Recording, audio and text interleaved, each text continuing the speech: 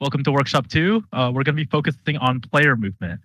Uh, now, first of all, this is like really just like the simplest mechanic in all of video games. You never really think of it, but like really it's like almost every video game is just kind of about moving from A to B. And yeah, and it's just like it's like the main way you give like the player control. And one of the most iconic games, Super Mario Bros, is literally just moving about a level. Uh, there's a few like when it comes to philosophy and moving, it kind of like depends on the type of game you want to create. However, there tends to be a common theme among a lot of games that just because movement is realistic doesn't mean it's necessarily fun. And we'll be going into that later on uh with the workshop, but with the type like and you also want your movement to say something about your game. Like in Dark Souls, you have slower, like longer, more thought out movement, but that's just to complement the harder combat and make the player want to think more about their strategy before going in for a fight. However, something like Overwatch, when you're playing as Tracer, who is a character that could blink super fast, that's to be more maniac and to give more control to the player to move around how they feel. So quickly, I just want to go into the different types of movements before we go into the tutorial. Uh, the one that we'll be focusing on today is 2D side scrolling. Side scrolling focuses on a 2D environment. The perspective is from a side profile. So like you're just like looking from the side, you see something from the horizon, something like that. One of the major pros to this is that it's very simple controls. In reality, side scrolling is just moving left and right, and then you jump up and down. There's no need for the player to control the camera, and it makes it a lot simpler for players who don't really play video games. Now, if you play a lot of video games, like me saying that it's like simpler controls kind of sounds like funny because you don't really think about it. You don't really think about it often. But one thing you do have to account for when you're doing side scrolling is physics and gravity. Physics the physics engine, depending on the game engine, can be a bit messy. So sometimes you just have to keep that in mind when you're uh, developing your gravity system. And then players are also like more aware of their surroundings since they have a view of like what's in front of them and what's behind of them. All right, and now in terms of top down, this is also done in a 2D environment, and I'd argue that this is probably the simplest movement system to create just because you don't need to have gravity most of the time. Of course, there's some exceptions where like something where like Link's Awakening, Link is able to jump because of a certain item, but that's like far and few between. All you have to do is make your player move up, down, left, and right, and then you could have them move in any direction between those, and it should be fine. It's kind of cool for top down, and it's used in a lot of adventure games or RPGs because you're kind of looking down on a world and then seeing how a story plays out, or at least that's how I see it. Uh, as I said before, you don't need to worry about gravity or the player controlling the camera, and the player is still like very aware of their surroundings because they see everything around them, just like this scene in Hades. And it can also be used for more stuff like tactical RPGs, like with Fire Emblem down here. Yep. And then first person movement. This is the first 3D one that we covered. First person movement focuses from the perspective of the character you play as. One of the like important benefits to this that I didn't realize until last semester was that you don't actually have to animate the player themselves, depending on the game, of course. But like some games, they literally just like have a rig for the arms, and it's just floating arms when you look back on it. Like with one of the games that I did, um, we just had like it was literally just a floating gun, and we didn't have to like animate the player themselves because it was a lot simpler to do it from the first person because the ideally the player would never be seeing uh, that character. The However, there's some things that could be difficult. Platforming and melee melee combat can be kind of difficult because of depth of field. Sometimes it's a bit harder to be more accurate with your jumps, especially on smaller and thinner platforms. And then melee, one sample I go to is trying to knife someone in Valorant. Um, I don't know if I'm just bad, but like I just whenever you try to like do a melee, it's the knife. It's kind of hard to like know whether if you're actually going to hit them or not, just because of that first person perspective. It's also more complex to control. So like when you're just trying to, because you also have to control the camera itself, and the player is not as aware of what's going on. So the developer has to accommodate for that idea. Uh, as I said before, like in Valorant, they have sound design. Like you hear people's footsteps, you hear people's gunshots from around you, and using the sound, you're able to get an idea of what's going on behind you and not just what's in front of your screen. Third person movement is, in my opinion, the hardest to program, but it doesn't mean that it's any less, it doesn't have any less worth than the others. It's also in a 3D environment. It follows the player from, it follows like the character that you play as and not necessarily from their perspective. I think the depth of field is a lot better for melee because you're able to see the player and like how far they are from other enemies or um, other objects, but platforming might still be a problem. It's slightly bit more complex to control, and you have to consider the different types of camera angles.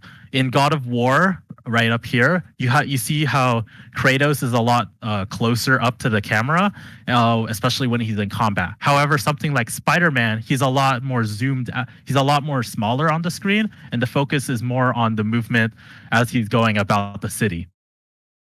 One other thing that you need to keep note of is that you need to animate and model a character for the player to see. Otherwise, it's just weird. Otherwise, you're just controlling nothing really. And then you also need to adjust for the player's lack of awareness. I know I said it before, but with this one, there's more of a. The example that I have for this one is God of War PS4. When they were developing this game, they found that a lot of players were having a hard time determining or like dealing with it with enemies that were behind them. So they programmed the AI to actually be dumber and not attack the player as often when they're facing away from that enemy. So now we're going to be starting the tutorial portion of this video. We're going to be opening up Unity Hub, and then when you click on New, you want to click 2D instead of 3D because we're going to be doing a 2D side scroller for today. And then you just pick the folder, what you want. You choose the name, what you want. I already have mine created, so I won't be hitting create, but just make sure you click this 2D rather instead of the 3D template. So I'm going to be opening up mine. So here we're going to be starting off by some prep work. So whenever I create a new project, I always like to prep some folders and some files just so everything's more organized. So right down here with assets, I'm going to right click and then I'm going to create a new folder. I'm going to call this scripts. Scripts is is the programs that we're going to be coding in order to create and run our programs. And then over here under game, the tab game, this is something that I forgot to mention in last week's workshop, but here where it says free aspect, we want to change that to 16:9 because free aspect just kind of changes it to whatever resolution you have the tab open to. So let's say we're in free aspect here. That's whatever the size the camera is going to be whatever you see right there. So we want it to be consistent with each thing. So we have it right here. And then that will make our camera consistent over here. So we're going to start off by placing a cube. So you want to go here to sample scene, right click, and then put add object, add 2D object. And then under 2D object, you're going to see sprites, and then we want to add a square. So this is going to be your first object in the game, and we're going to actually make this our player. So for me, I just label it player and I hit enter. And then over here, if you want to change the color under sprite renderer, if you want to change the color, you can do that right here. So for me, I'll just make the player red. And then we got that over there. And then we're going to be adding some, we can't really have a player and then without some platform. So I'm going to be adding another square and I'm just going to call this platform. And then we can move it however you want. You can move it, for me, I'm just going to make one flat platform right here. And then I want to change the color of it just so it's different. So I'm going to change it to a light pink. You could change it to whatever color you feel like you want it to be. And then we're going to duplicate the platform by clicking on it and then pressing Control D. After that, we're going to be, you can size it however you want and then just place it wherever you want to place it. And then we could do the same thing here with this one. And then we have 3 platforms total. Now we want to start like actually programming our character and programming a script. So here I go into the scripts folder, I right click and then create a C# script. And then for here, I'm going to call it player controller. You want the P and the C to be capitalized because they're 2 different words, but you do not want to add a space in between. So you just hit enter like that, player controller, and it automatically adds a space because you place the P and the C as capitalized. Then you just double click and you join, you enter the script. And then I can. So what you see here, just a quick refresher, and for anyone who wasn't in last week's workshop, void start is a function that plays the code. Whatever code you place in void start will play as soon as you start the scene or the game. And then void update is will update at every frame, as the comments say right here. So we want to start off with creating some variables for our player to move. So we want to start with a public, type in public float speed, public float jump force. And the same naming convention applies to here as it does with the name of the code. We want it to be, so you want to start the first word off with a lowercase syntax, and then every other word afterwards, you want to have an uppercase, and you don't want any spaces in between. So then after you create those 2 public floats, you want to create a private float move input. And for those who haven't done much computer science or don't do much coding, a float is essentially just a number with that can hold a lot of decimal values. So you could make it like 3.24 or something like that, or you can make it hold a lot of decimal values compared to something like if we made this an integer,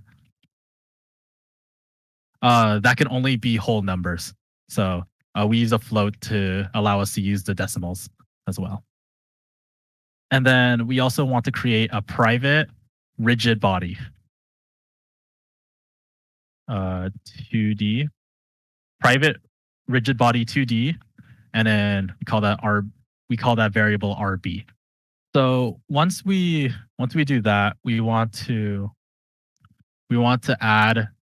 make sure our rigid body is so the rigid body is essentially is basically just saying, hey, this square has a border around it, and that border is what we're going to be using to see stuff. So we want to attach our square to have that border.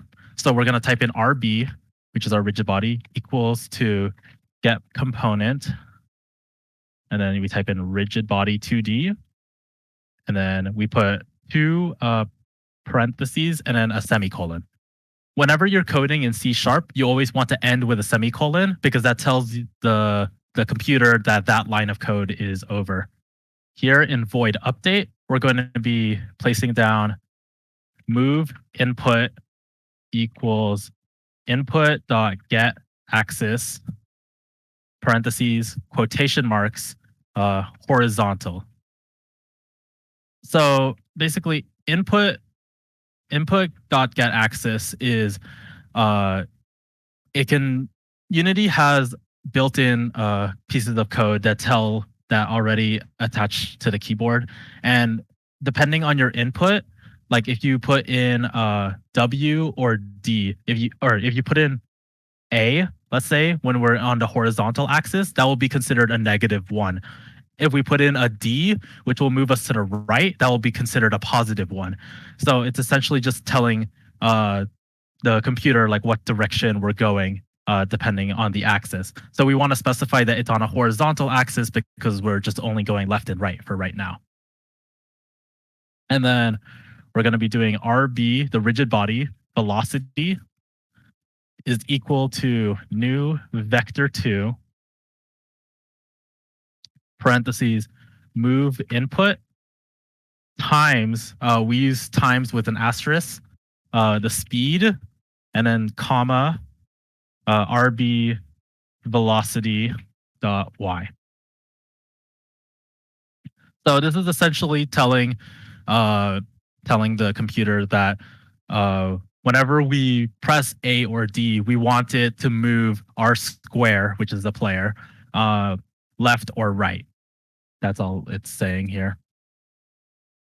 And then the RB velocity Y right here is essentially just that's just a y coordinate. So how vector2 works is that vector2 is basically it just functions as an x and y unit right here. You don't have to type this extra vector2 out. I'm just explaining it. This is just an x coordinate, and then this is the y coordinate, and then they're just like explaining the speed or the velocity they want that certain object to go in. And then you do Control S to save, or just click save. Are there any questions on that code? What was get component for? So it's just telling the program that this character, like the square that we attach it to, is using that's the square that we'll be referencing for the entire program. So it's just going to tell it like we're using this square with this size around it here. And then when we go back to the program, I could show you more. When we head back to Unity, we want to when you hit play, nothing's going to happen because you don't see because we haven't attached our script to our player yet. So here we want to add component and then just type in player controller. Player controller is right there. And then we want to place a speed. So that's just like how fast will the player move on its own. For me, I'll say something like 5 is a good speed. For jump force, we'll do something like 5 as well. And then, so when we hit play, still nothing really happens. That's because we don't have a rigid body attached to our cube yet, or to our square in this case. So what we want to do is go to add component and then type in rigid body, and you'll see two options. If you're working in 3D, you want to just use rigid body. Since we're working in 2D, we just want to do rigid body 2D. And then you don't really touch any of the settings here. It just like tells the computer this is how much mass this object will have, whether if it's going to have like a certain drag, and then how much you want gravity to affect it. However, what you do want to do is go to constraints down here and then click this open. And then where you see freeze rotation, you want to freeze the Z rotation. And then we also want to add something called a box collider. Same rules with the rigid body. For the box collider, we're using a box collider for this one, but there's all different types of colliders. So if you type in collider, you can see colliders for different types of shapes. Circle colliders, stuff for circles. For now, we'll be using box collider 2D. And then that just tells it, that just says that's which one it collides with. And then like it explains to the computer that this is its border and you can't really go around it, or it can't like clip through. So for the so when we hit play, you can see that our player just moves straight through.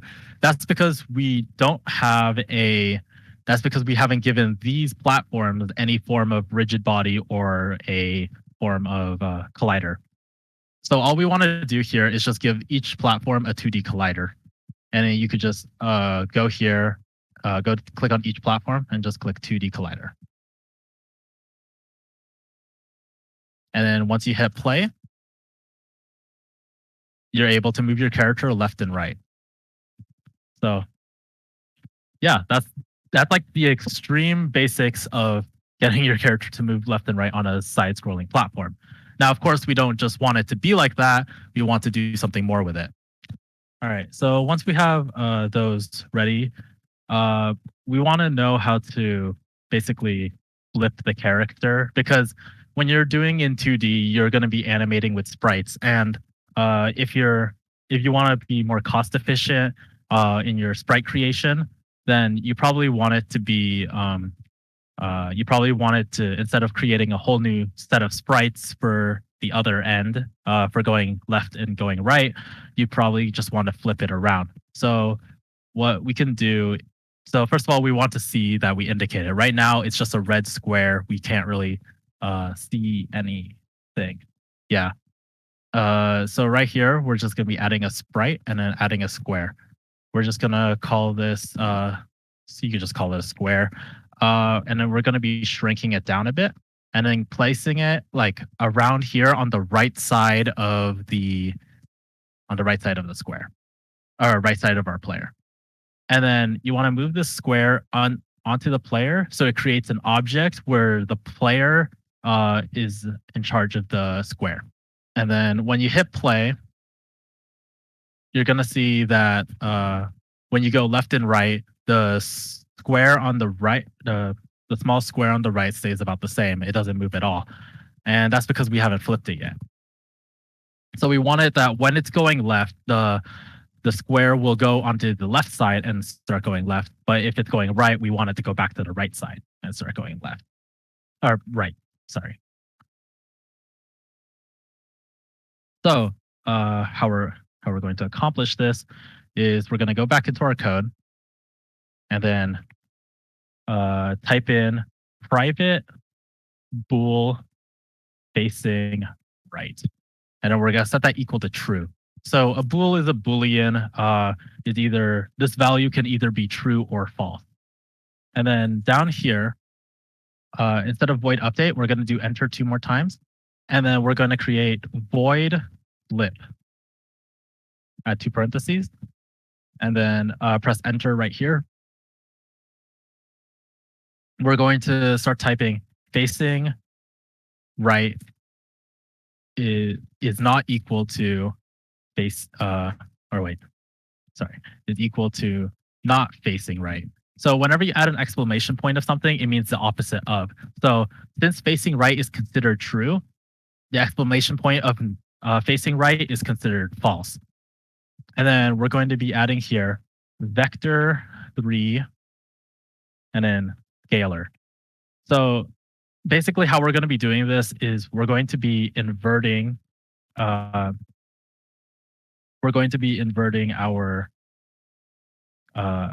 character sprite. So when you invert something, it's just going to flip it around. And then we're just going to do transform dot local scale and then semicolon again. And then scalar dot x is multiplied by -1. So whenever you do an apostrophe or asterisk, so stuff like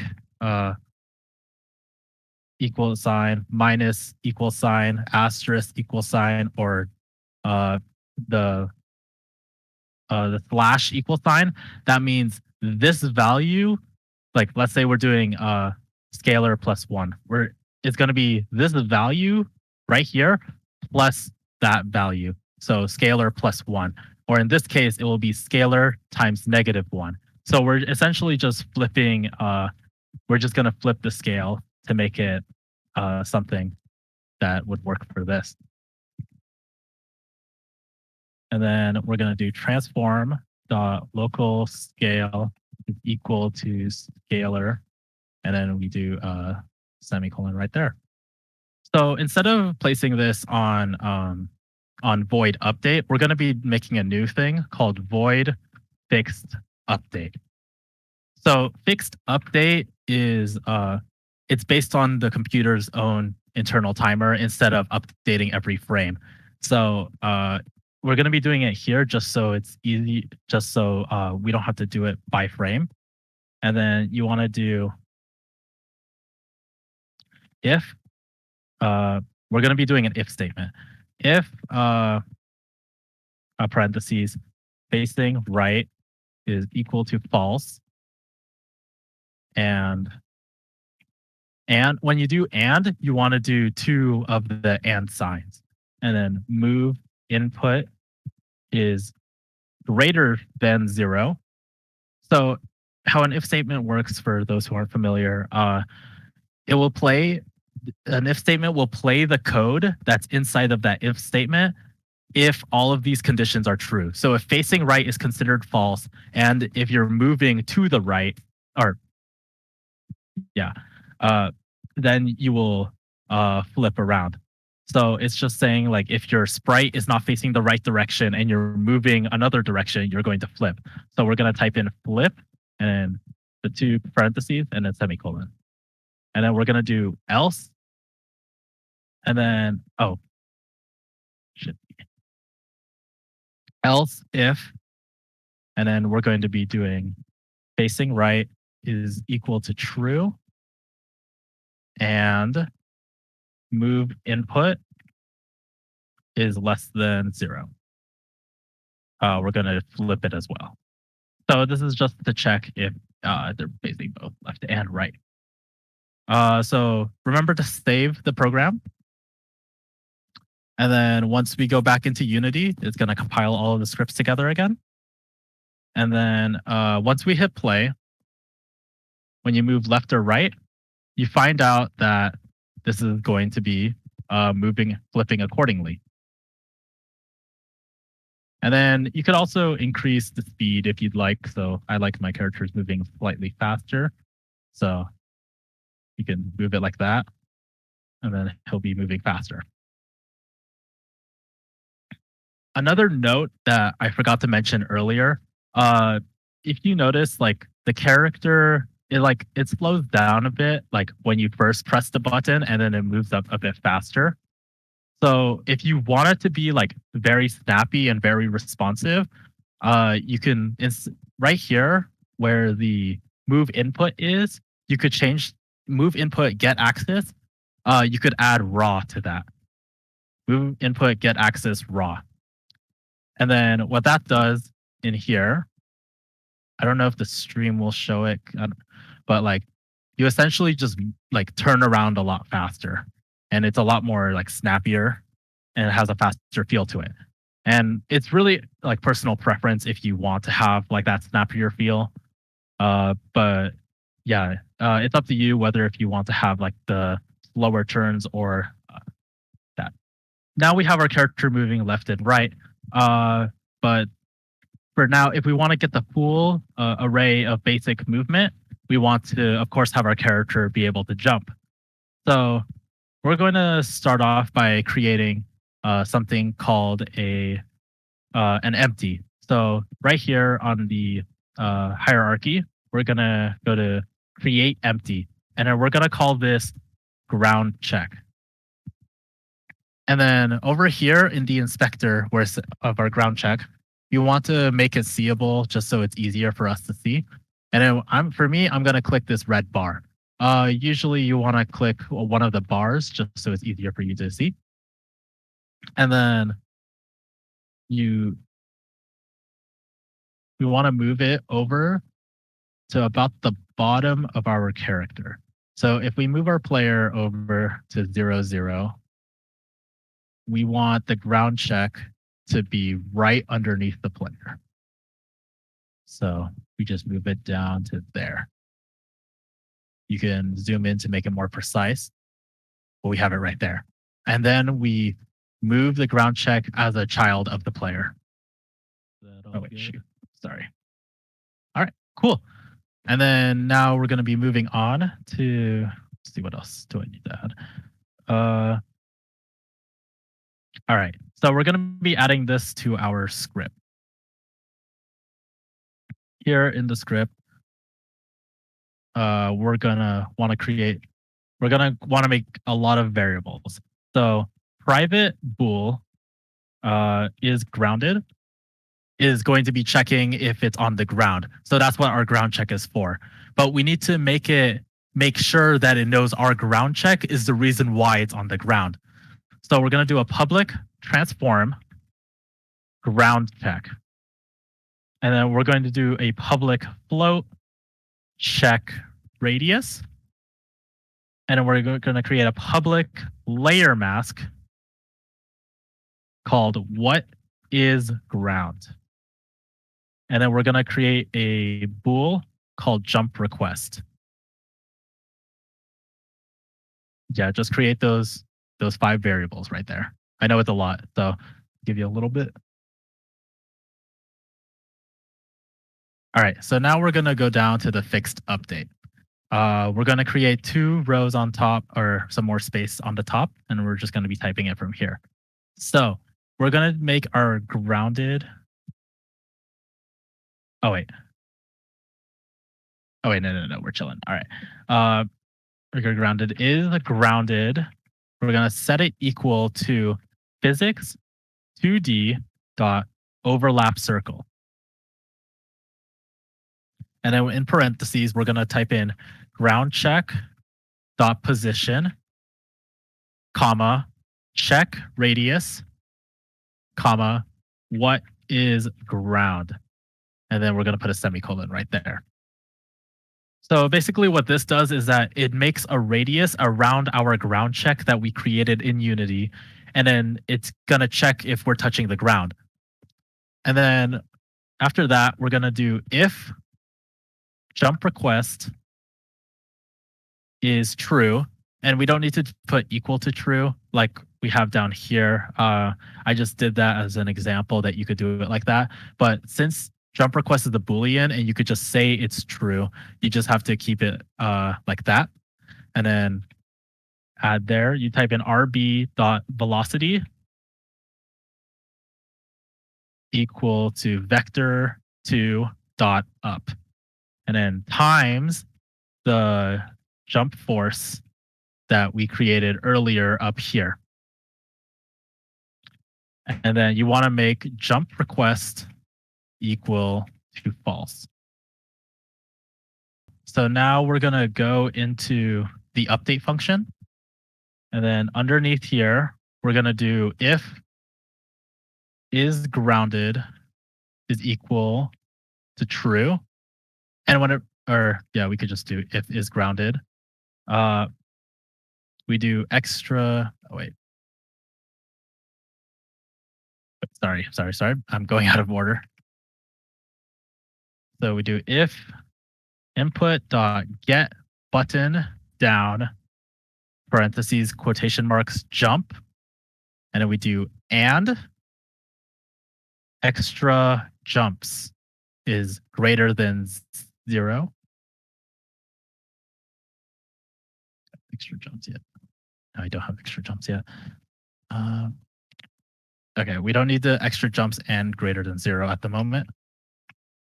And then we just go and then do jump request is equal to true.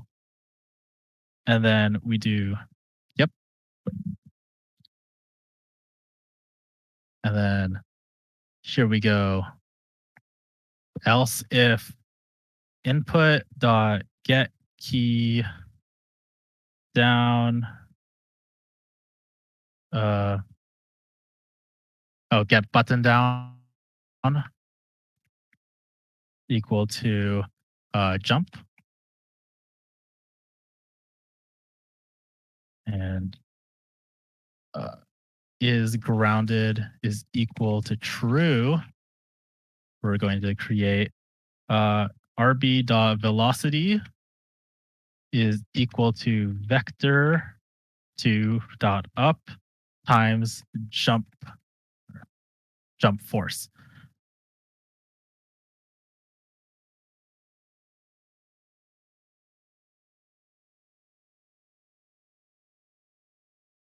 Okay, so as you can see, when you hit play, uh, when you move left and right, for some reason you can't jump. Even when you're hitting spacebar, you're hitting W, you're pressing the up arrow, you can't jump for some reason. So that's because we haven't assigned the ground check to our code.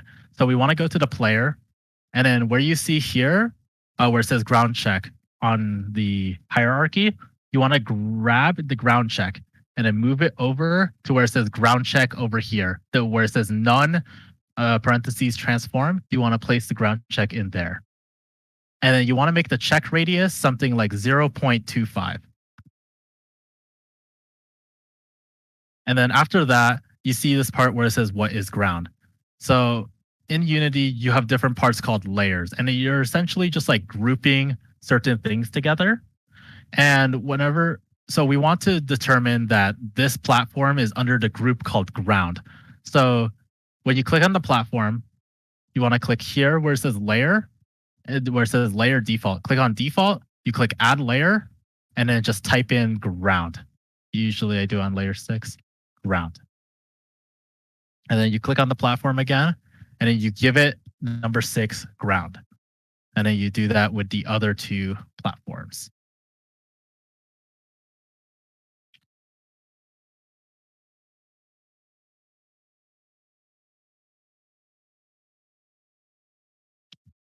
All right. So those components are the absolute basics on getting a 2D player movement. I have the workshop set up where you could get the basic movement and jumping left, right, and then jumping all done in the first half. And then, so if you are unable to stay for the second half, we're going to be going over how to make your character dash and how to get the camera to follow your character.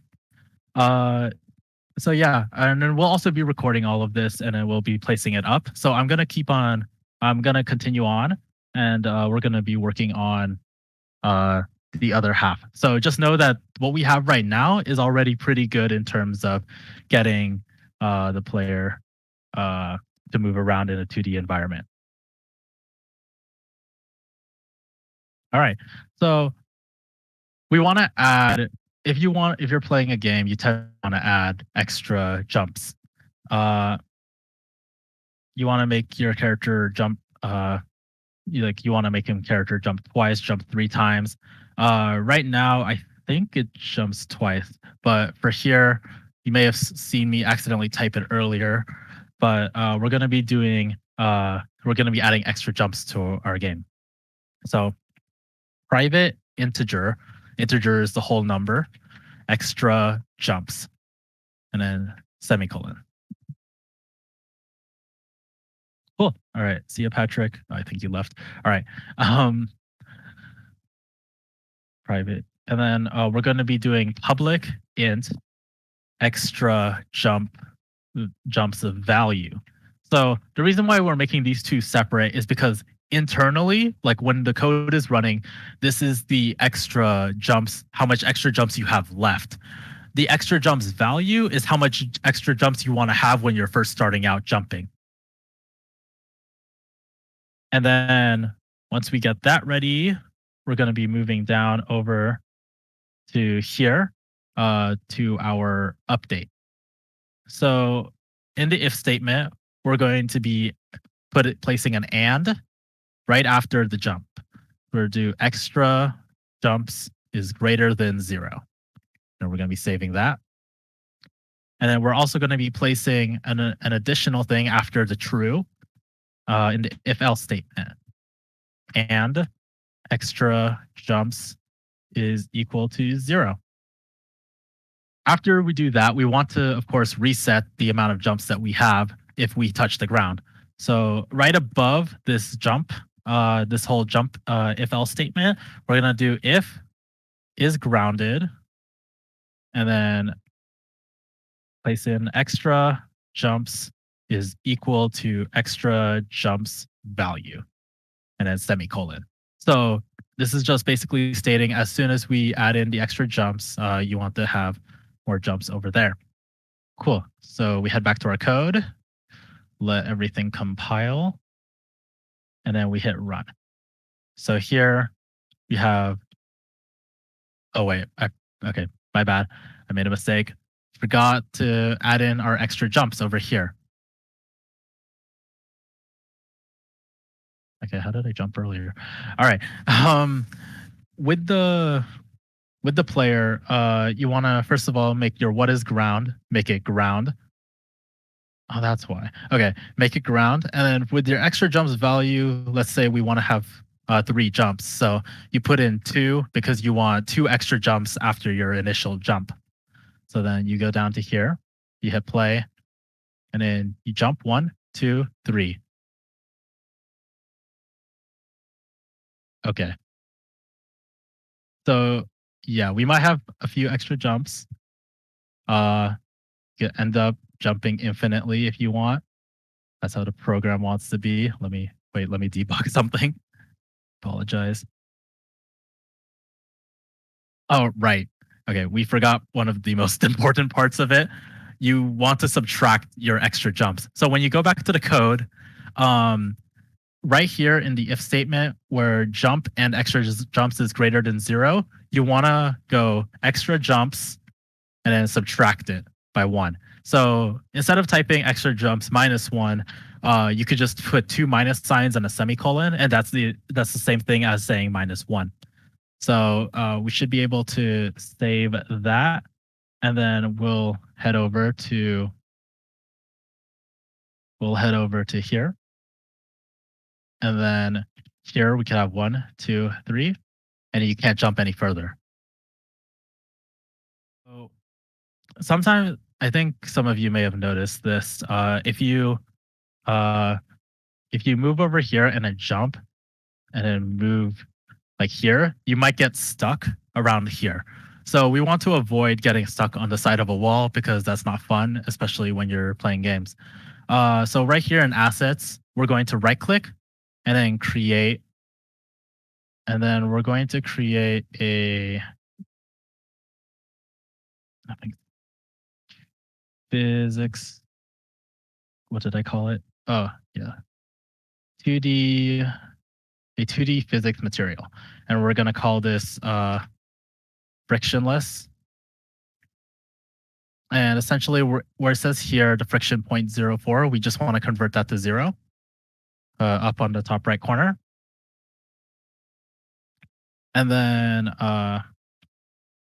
when we go into the player, and then you see here in the rigid body 2D where it says material, we drag our frictionless physics over here, and then that should solve the issue of it getting stuck. So go here, we don't get stuck anymore. All right. Now we're going to be moving on to finally adding our dash. So we want to go back into the code. And for our dash, we're going to be adding 4 variables. Public float dash speed, public int.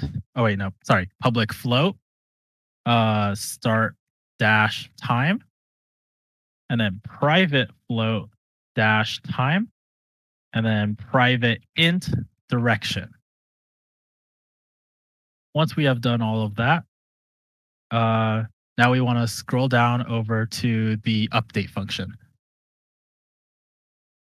Then we add 2 spaces over there to give us some space. So we want to start off that if the direction is equal to 0. Oh, wait, sorry. We go first to the start function.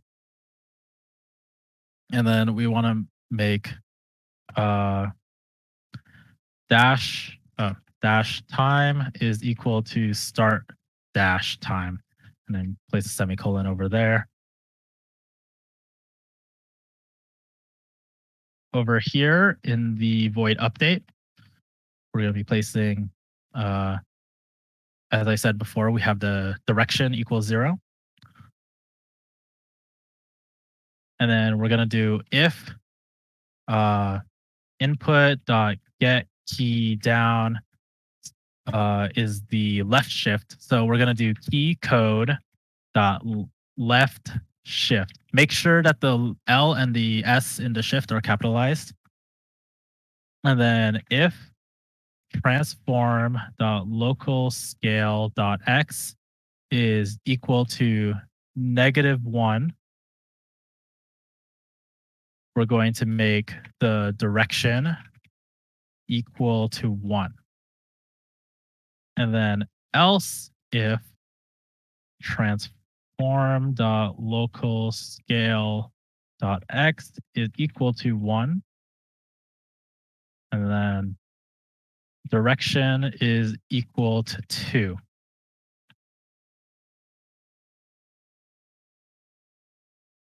And then at the very outside of this if statement, like with this outside if statement, we want to go down to this bracket, and then type in an else. We want to have an else statement.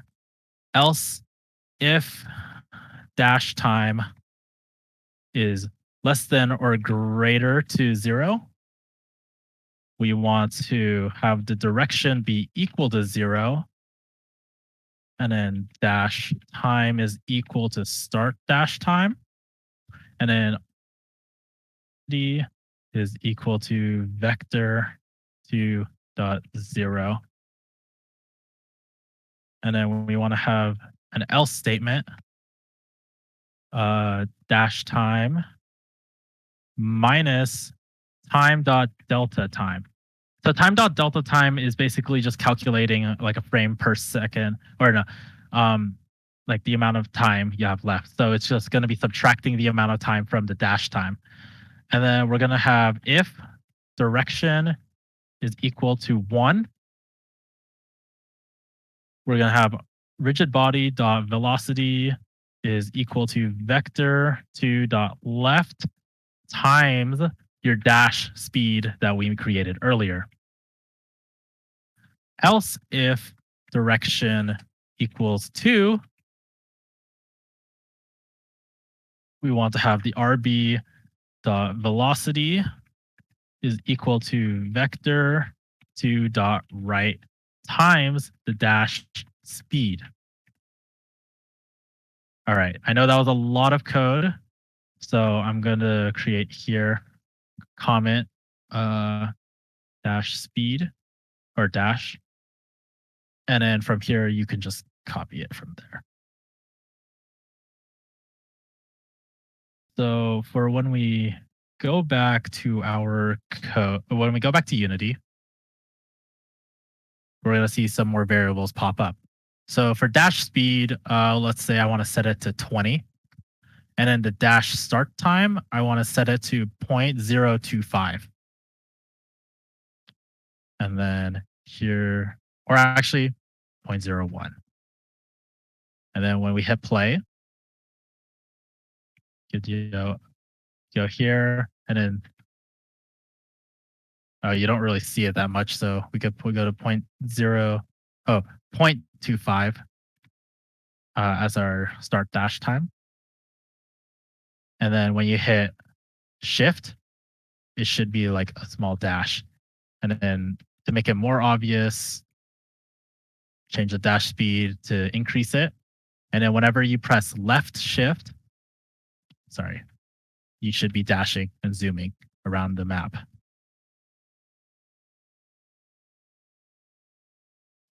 Keep falling off.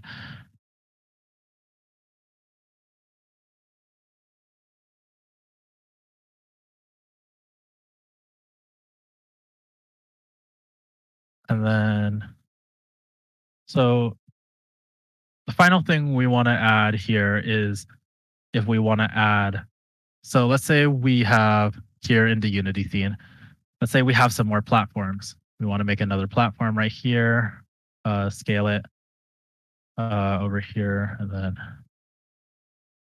scale it here. We have one here. Copy that. And then we have some that are off screen.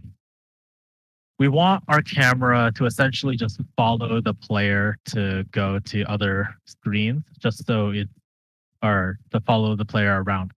And what we could do, a very rough way to do it, is to move our, move the camera to here. And then when we hit play, we could have it follow it like this. However, this can be pretty stiff, and there's nothing wrong with it being like this. This is pretty a simple way that you don't have to program yourself.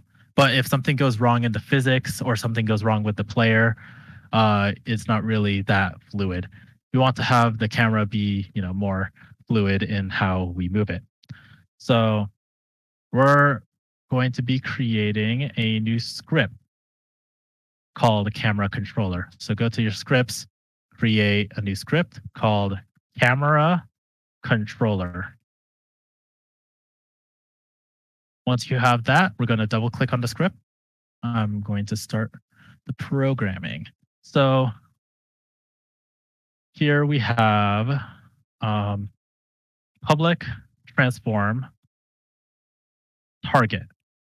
So this is our target in this case will be the player. We want the camera to always be following the player's location and tracking it. Then we also have public vector3 offset.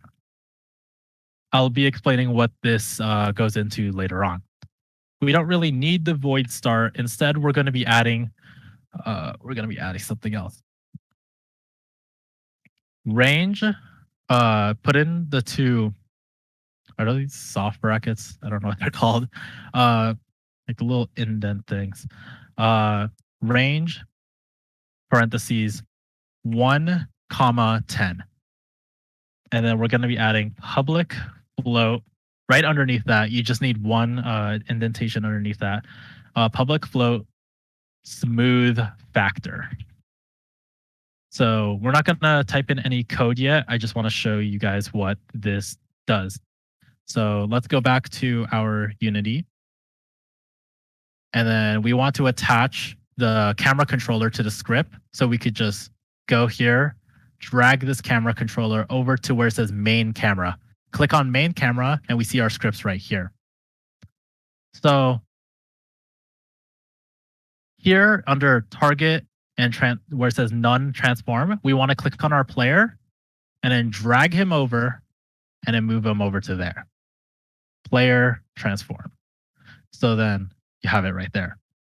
And then with the smooth factor, you want to give it anything from like 1 to 10.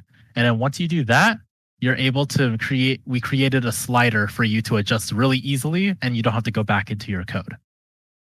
So for now, I'm going to keep this at 1, and then we'll see what that smooth factor does in a bit. All right. Are there any questions? Is the slider not appearing for anyone?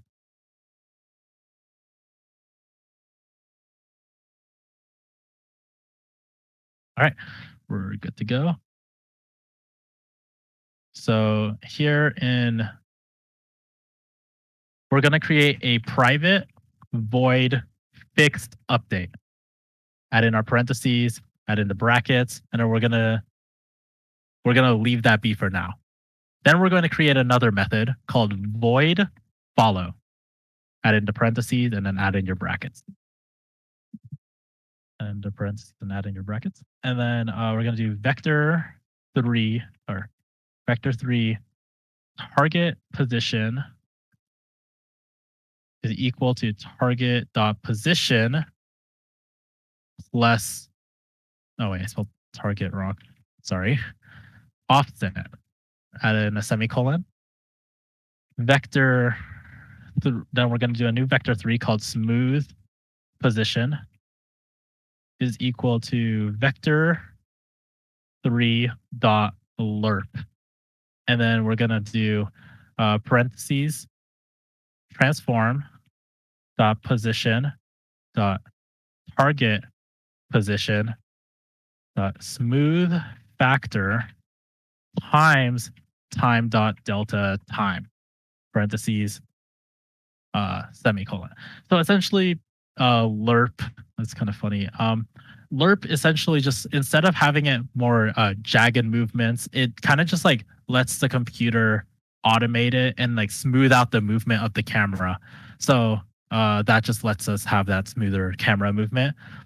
And then we do transform dot position is equal to smooth position. A semicolon there. And then here in our fixed update, we're going to just type in follow, parentheses, semicolon. All right. And then once you do that, we're going to be going back to here in Unity, and we're going to hit play as our sample.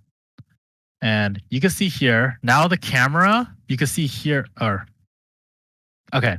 So yeah. So here, you don't really see anything. I don't know why I was showing something earlier. So here we don't see anything. That's because right now it's following the player at its exact place. So the camera is usually offset by 10 by the z-axis, just so we could see where the player is.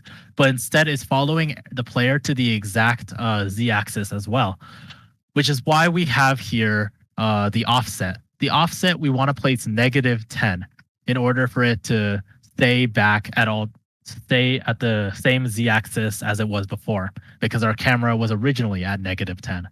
So here, when we hit play, we have it working as it was for some reason working earlier. And then now it just follows the player as it goes. And as you can see here, it, like when I dash out of the scene, it takes a bit for it to catch up, which is where the smooth factor comes in.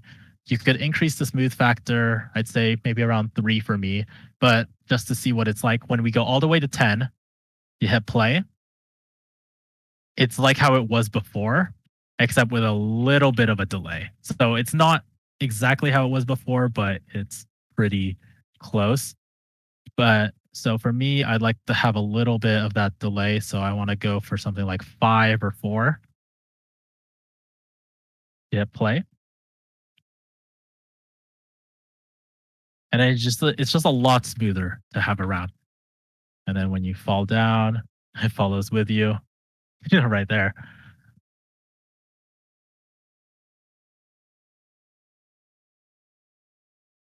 But yeah, that's essentially the basics to getting a 2D player movement uh Unity. If you guys want, and I think I'll probably do this. I'll be uploading all of the scripts that I have here, and in addition, I'll be also uploading another script for a different type of jump on the YouTube channel. I'll put them on a drive, and then we'll place them on the channel, and then I could also send them out in the announcements. That's pretty much all there is for like a very basic player controller. As you can see, like just to get the bare minimum, it's not that hard. But like when you want to add, okay, yeah, I can make a GitHub repo for this project. Yeah, I'll do that instead of uploading them to a drive. Um, yeah, if you want, it's like not hard to get the bare basics of the movement correct, but it's where the complexity comes in is where you're trying to like fine tune it to make sure it works a lot better. There was a certain type of jump that uh people tend to add where you fall down faster, but I could go over that. I could record that at another time and then send it out along with the video. But yeah, that's pretty much all that there is. But yeah, that's the workshop for player movement. You guys are free to go, and if you missed anything or had any issues, we'll be uploading this to YouTube. Thank you for coming.